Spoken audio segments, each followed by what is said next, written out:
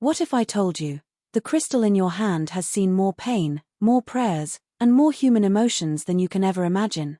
What if it remembers things you have already forgotten? Not like a computer memory, but like an energetic diary, silently recording every touch, every intention, every tear. Sounds unbelievable? Then stay with me, because what you are about to hear is not fantasy, it is a hidden truth of nature.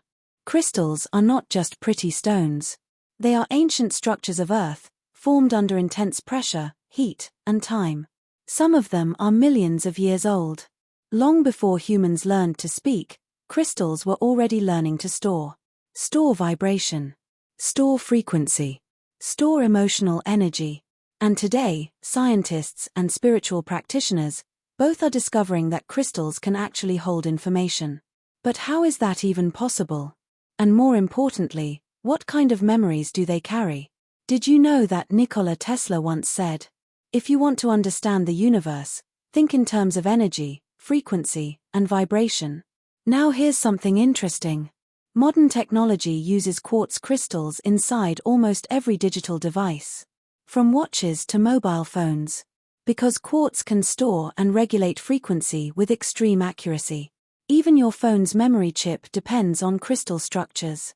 So if technology trusts crystals to store data, is it really that shocking to think that nature uses crystals to store energy? Let's talk real science first. Crystals are arranged in perfect repeating geometric patterns. This structure allows them to vibrate at stable frequencies. When energy enters this structure, it doesn't just pass through. It leaves an imprint. Like sound waves leaving ripples in water. This is called energetic resonance. And anything that vibrates can record interaction. Now let's go deeper. Humans constantly emit electromagnetic signals. Our emotions change our frequency. Fear, love, anger, gratitude, each emotion has a measurable vibration. When you touch a crystal while feeling something strongly, that frequency interacts with the crystal's structure. Over time, repeated exposure can create energetic patterns inside the crystal. Not words, not pictures, but emotional signatures. This is why many healing traditions cleanse crystals. Because crystals don't only store positive intentions, they can also absorb stress, trauma, and emotional residue. That doesn't make them dangerous. It makes them honest. They reflect what they receive. Let me share something many people experience but don't talk about. Have you ever picked up an old piece of jewelry and suddenly felt emotional without knowing why?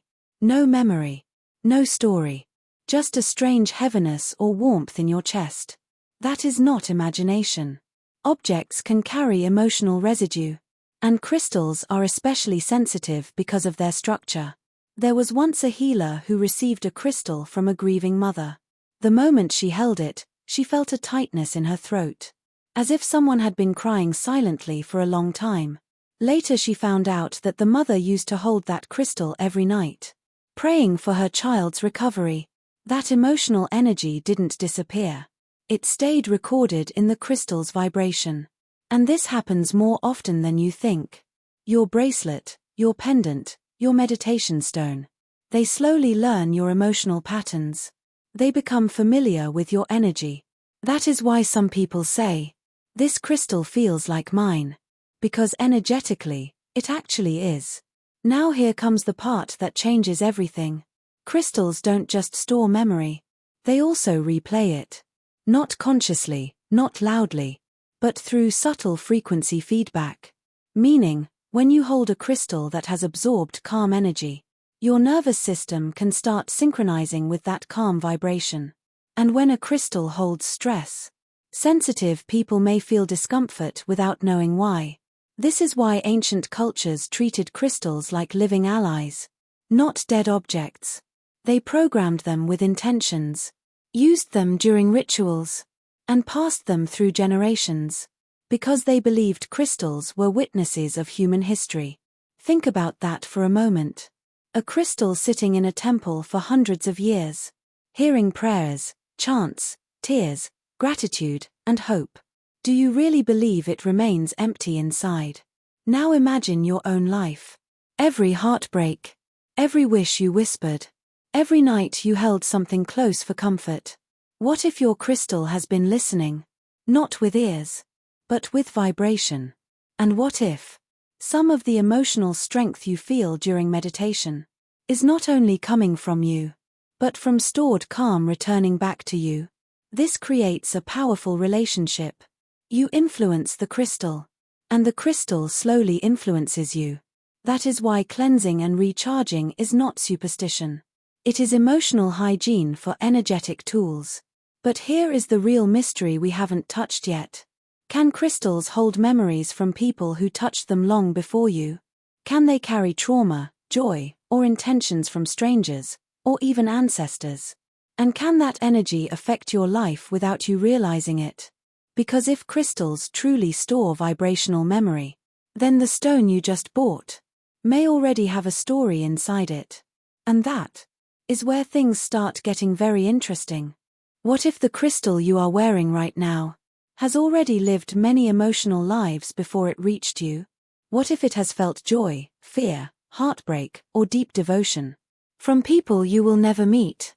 And what if some of your sudden mood shifts are not even fully yours? Sounds uncomfortable? Good, because truth often is. Crystals do not reset themselves automatically. They keep energetic impressions until something actively changes that frequency. That means every hand that touched them, every environment they stayed in, every emotion directed at them, can leave subtle energetic fingerprints. When crystals are mined, transported, sold, gifted, or inherited, they pass through many emotional fields.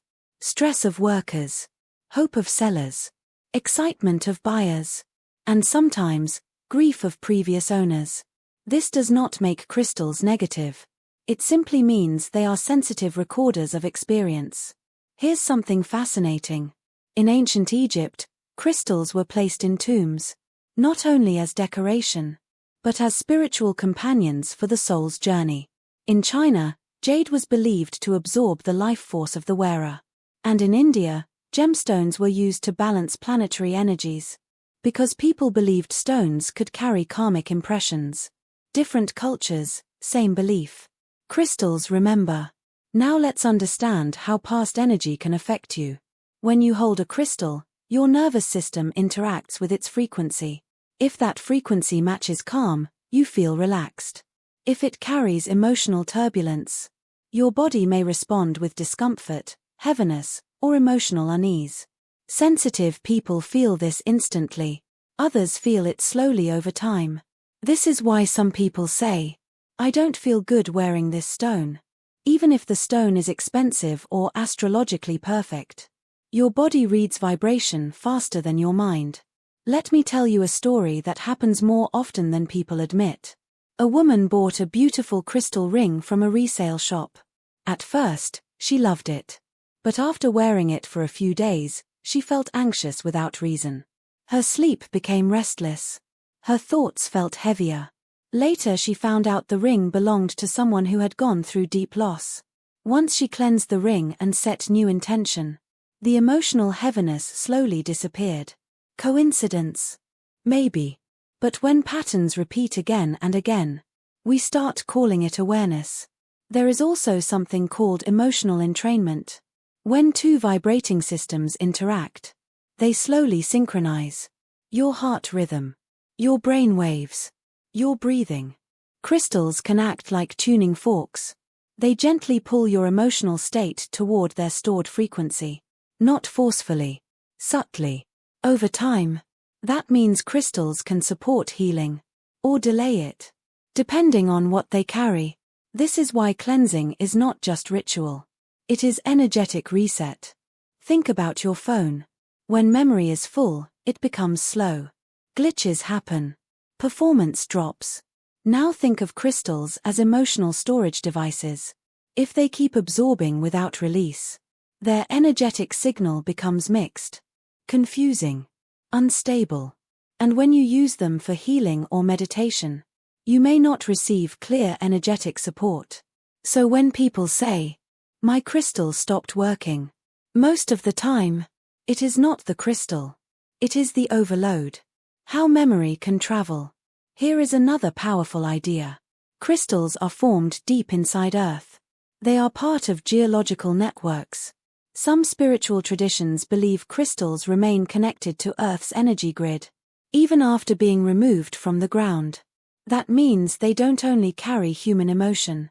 They may also carry environmental memory. Earthquakes, volcanic pressure, magnetic shifts.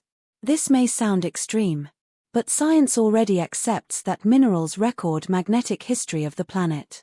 Rocks are used to study ancient changes in Earth's magnetic field.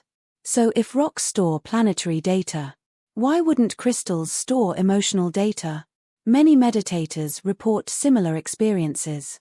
When holding certain crystals, they feel sudden emotional release. Tears without sadness. Peace without reason. Memories they didn't consciously recall. It's not that the crystal is showing them a movie. It's that stored frequency is triggering emotional response inside them. Just like music can bring back old feelings, frequency can awaken emotional memory. Now here is where responsibility comes in. When you work with crystals, you are not just receiving energy, you are also programming them. Every intention you set, every emotion you express, every moment of gratitude or frustration, becomes part of their energetic pattern. So crystals are not passive tools. They are long-term energetic partners. Which means, how you treat them matters. But now we must ask the most important question of all. If crystals store emotional and environmental memory, can they also store intentions that later influence reality? Can programmed crystals actually help shift outcomes? And can you consciously rewrite what a crystal carries? Because if memory can be stored, then memory can also be changed. And that opens a completely different level of power.